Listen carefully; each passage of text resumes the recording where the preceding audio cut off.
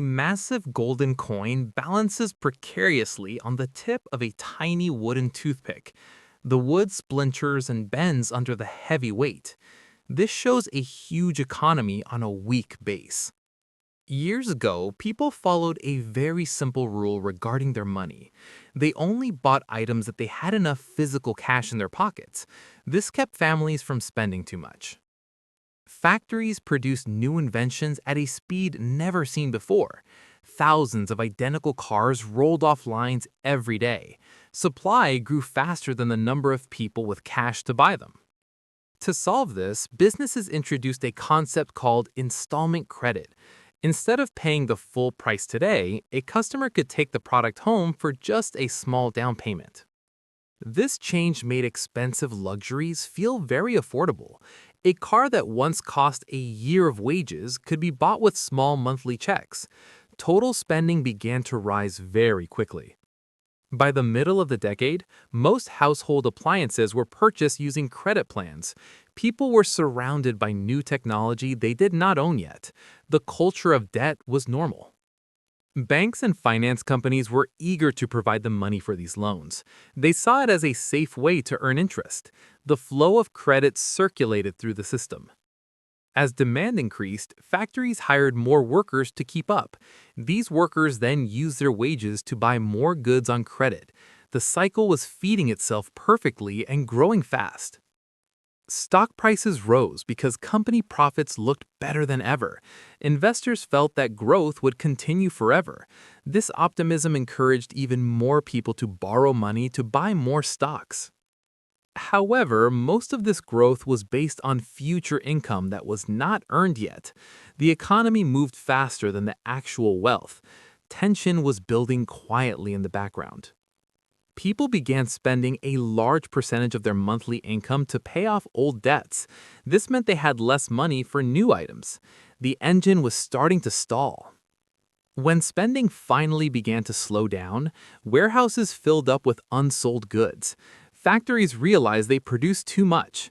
The momentum of the entire system suddenly shifted in another direction. To compensate for lower sales, factories had to reduce their production levels. This meant they needed fewer workers.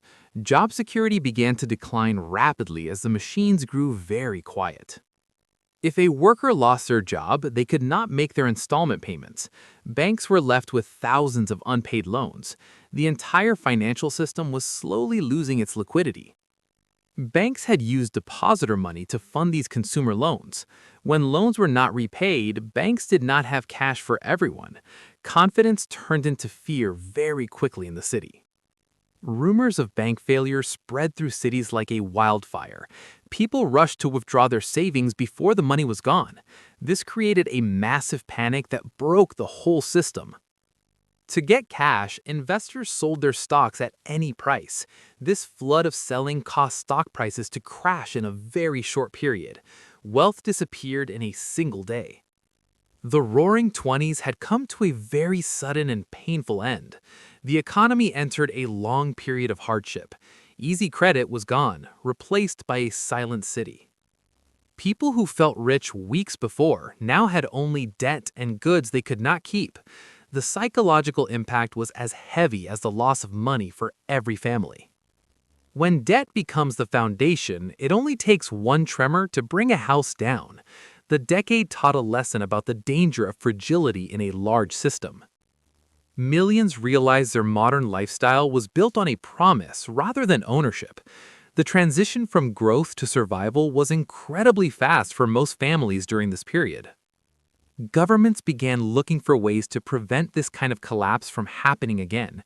They realized unregulated credit could create a dangerous illusion of prosperity for everyone in society. New laws were discussed to separate bank savings from risky investment activity.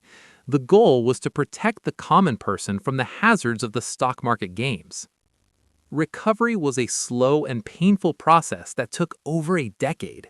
The flashy lifestyle of the previous years was replaced by a culture of extreme thrift. Factories stood empty for years as the country waited for demand to return. The once busy machines were now cold and silent artifacts of a past boom. Confidence is the invisible fuel that runs any modern economy. Once it is burned away, it takes a long time to gather enough to start the engine again.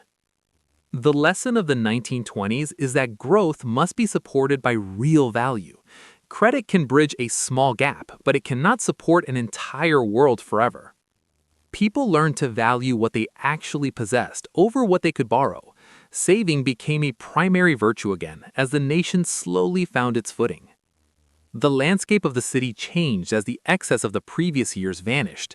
Buildings were simpler and focus returned to the basic needs of the community. New systems of social support were built to catch those who fell. These programs were a response to the massive imbalance that the credit bubble created. The memory of the breadline stayed with a generation for the rest of their lives. It served as a constant reminder of how fast things change. Trust is a bridge that is very easy to burn but very hard to build again. The relationship between people and their banks remained very fragile. The economy slowly began to diversify as new industries emerged from the ruins of the old.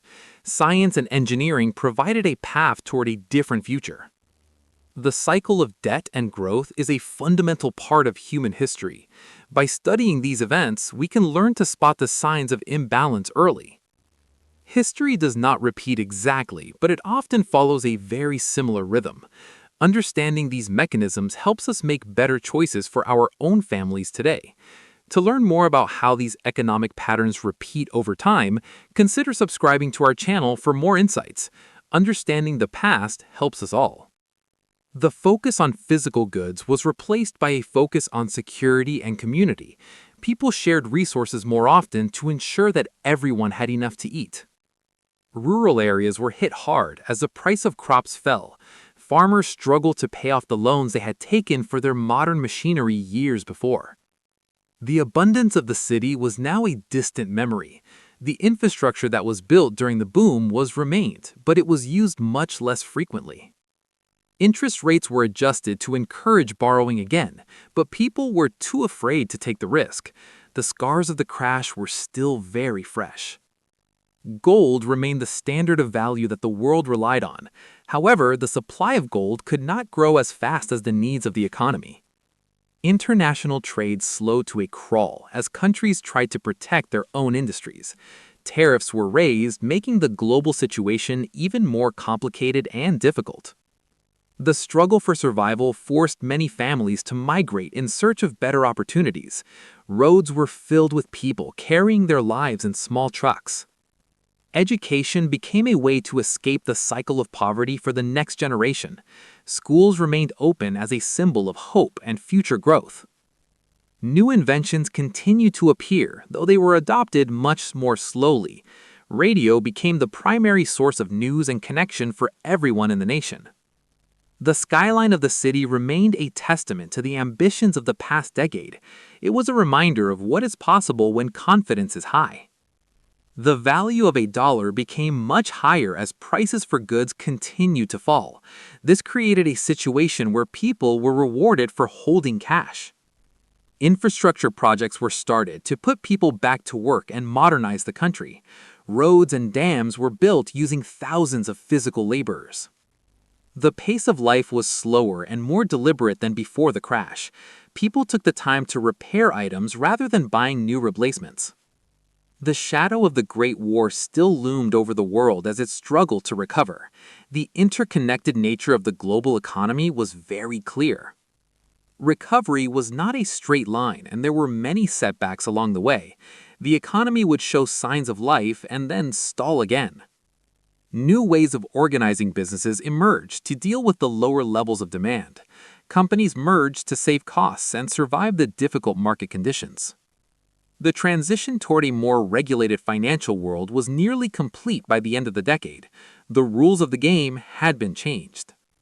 Resilience became the defining characteristic of the generation that lived through the crash. They learned to build systems that could withstand significant shocks and pressure. As the world moved toward another global conflict, the focus of the economy shifted once again. Industrial production returned to full capacity for a different reason. The cycle of debt and growth is a part of human history that never truly ends. Each generation must learn the lessons for themselves again. Real wealth is not found in credit or speculation, but in the ability of a community to produce and share what it actually needs to thrive. The tools we use to manage our economy have improved, but the underlying human behaviors remain the same.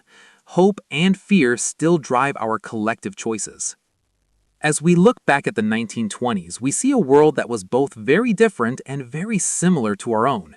History provides the context. The world eventually found a new balance, but the potential for a new bubble always exists. A stable system quietly contains the seeds of future change.